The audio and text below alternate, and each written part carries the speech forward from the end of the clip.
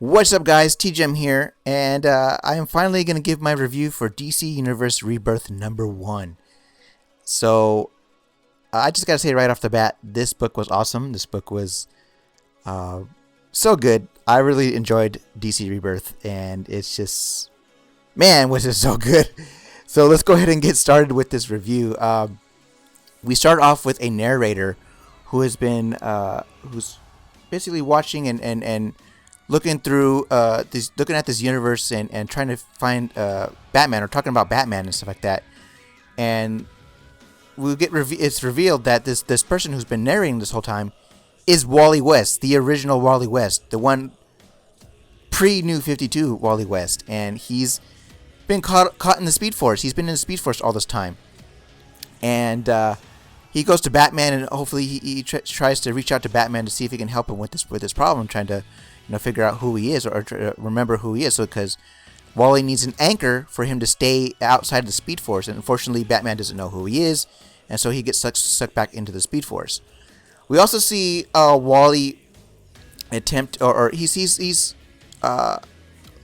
sort of being omnipotent here. He's sort of looking at other characters in the DC universe and finding there's stuff wrong here. He realizes there's things wrong in this universe. That there's love missing, that there's hope missing, that there's just a lot of things that should be there but aren't there. And it's sort of a jab to both Dan DiDio and Jim Lee about saying, hey, this stuff should be here. Why isn't this here? It's basically Jeff Johns is speaking for the fans that, hey, you guys missed the mark in not having this stuff here. That's why we didn't care for it so much. So Jeff Johns was definitely speaking for the fans there, and it's just, yeah, it's good sort of subliminal message there to the people at DC, and maybe this was sort of an apology letter to that as well, to the fans. Anyway, we get back to Wally, and he's going around the universe and looking for people, looking to a former member of the Justice Society, to a member of the Legion of Superheroes, which I believe I think that might be Moon Girl. I'm not sure. Maybe. Who knows? I'm relatively sure that's Moon Girl. Let's see who else.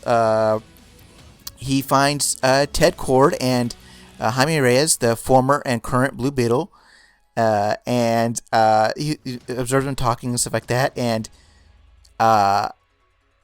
it's funny because Dr. Fate also appears.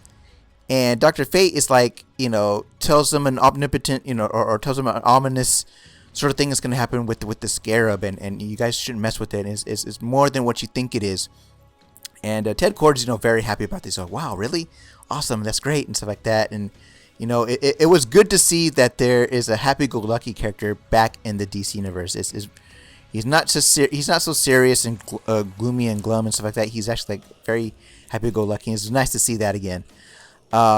We also see Wally try to go back to find his former wife, Linda Park, and she's reporting on the death of the New 52 Superman. We're trying to report on the New 52 Superman, the death of New 52 Superman, and Wally tries to attempt to make contact with her, and unfortunately, Linda doesn't remember him, and this sort of breaks Wally's heart.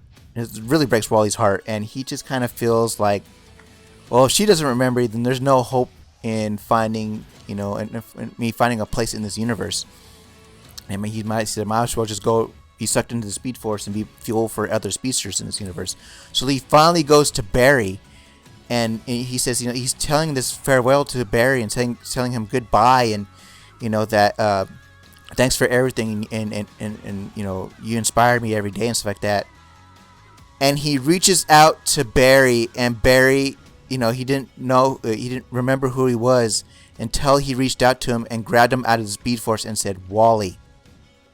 And it was such a great moment. It was a beautiful moment. And it's something that, oh man, it was meant to be. It was so awesome. It was such a great moment, and it actually made me kind of choke up a little bit, because it was a very tender and awesome moment. But after he realizes that he's back, Wally tells Barry that, hey, something's wrong. This universe shouldn't be the way it is. There's some big ominous force out there that purposely messed this universe up, the universe as it is, because this isn't the way I remember it. And while he's like, Barry's like, well, who could have done this? Who Darkseid or something like that? No, even more powerful than Darkseid, even more powerful than Anti-Monitor, is bigger than all of them. And I said, well, who could it be?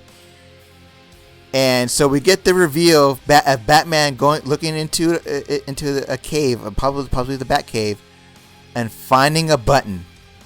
And guess what button it is? Yes, friends. Yes, it is the Watchmen button. The Watchmen, my gosh, arguably the greatest graphic novel in the history of graphic novel, in the history of comics, is now going to be canon for the DC Universe. So that's amazing. I actually had to sit there and kind of soak it all in and be like, did I just really read that? Did that just really happen? So I had to actually go back and sit there, reread the last couple pages again, and be like, that actually happened. That is so cool. I'm so excited about this.